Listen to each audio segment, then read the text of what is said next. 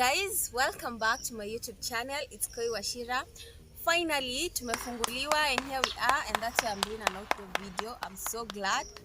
And as you can see, today I'm even extra. I have some juice. So we're going to talk about what are the things that you needed to put up a pharmacy.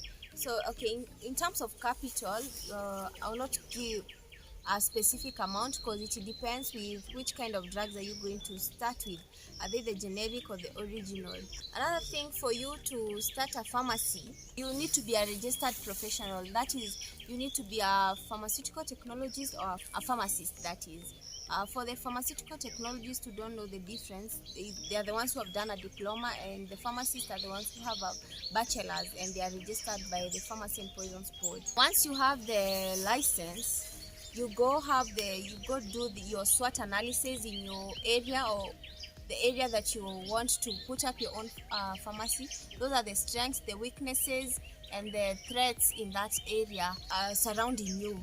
Once you are aware of those threats around you, sasa saizi unajaribu kuona kama how are your competitors, the community you're going to be serving, how are they, what are the drugs that are most common. If it's like, let's say it's somewhere like shags, the old people have these geriatric conditions where we have like the diabetes, the blood pressure. That those are the kind of drugs that you're supposed to have in your pharmacy. Once you get to know your area, then you approach the drug inspector or the Pharmacy and Poisons Board drug inspector. Once the drug inspector comes to your premise, he checks the area, sees the set standards. Are you compiling with the set standards or according to the guidelines? Is the place you're in and everything? Once you get approval from the drug inspector, you start your renovation in terms of building the shelves.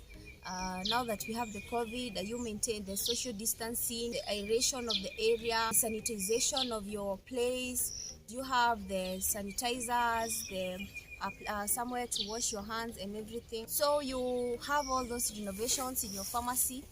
Once that is done, you have to call back the drug inspector. He comes and checks, have you done as expected? Are you following the guidelines? He checks, he sees that everything is intact. The shelves are built according to how a pharmacy is set up, especially in Kenya, where we have the counter, the behind, the prescription only drugs, the DDA and everything. Once you get that approval from the drug inspector, you start now stocking your pharmacy.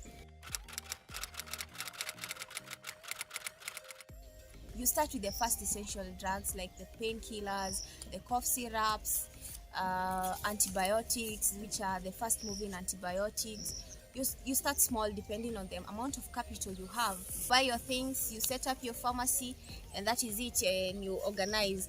So already you have gotten the approval from the drug inspector. He has said you know where the drugs are supposed to be kept. Of course, you're a professional, you know where the antibiotics are supposed to be put, the cough syrups, the painkiller and everything. A certain amount of cash depending on different counties. Some pay 7,000, others 10k, 17,000, depending. That is called the single business permit. They come do the survey of your business, like how big is your the premise. Are you a wholesaler? Are you a retail pharmacy, community pharmacy? You pay the amount and now you're good to go. You start your business and everything.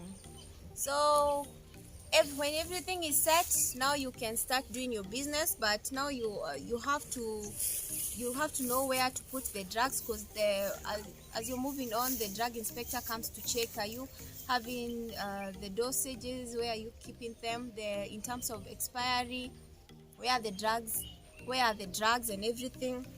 We have the DDA drugs. Have you put them in the right places? They're supposed to be enclosed. We have things like the prescription book. You're supposed to write down the antibiotics that you have sold, those DDA drugs that you have sold. You're also supposed to write them down. So those are the small rules that are supposed to be followed. And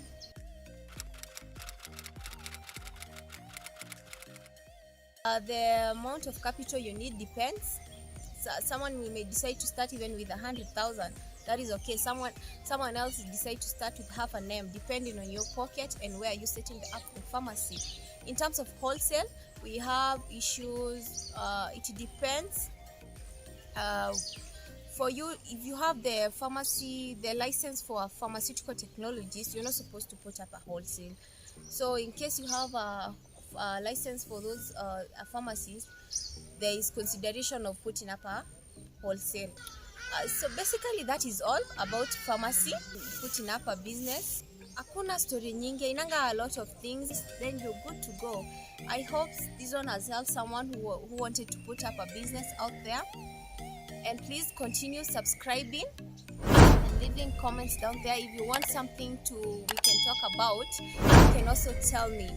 See you and thank you.